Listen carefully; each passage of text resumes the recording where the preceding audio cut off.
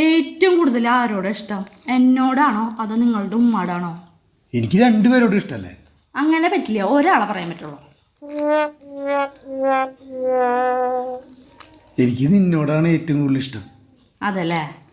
അങ്ങനെയാണെങ്കിലേ ഞാൻ അമേരിക്കയിലേക്ക് പോയി, നിങ്ങളുടെ ഉമ്മ ഗൾഫിൽ പോയി, അപ്പം നിങ്ങൾ എങ്ങോട്ടാ പോവാ?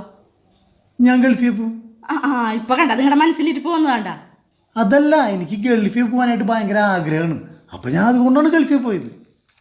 എന്നാ ശരി, ഞാൻ ഗൾഫിൽ പോയി, നിങ്ങളുടെ ഉമ്മ അമേരിക്കയിലേക്ക് പോയി, അപ്പം നിങ്ങൾ എങ്ങോട്ടാ പോവാ?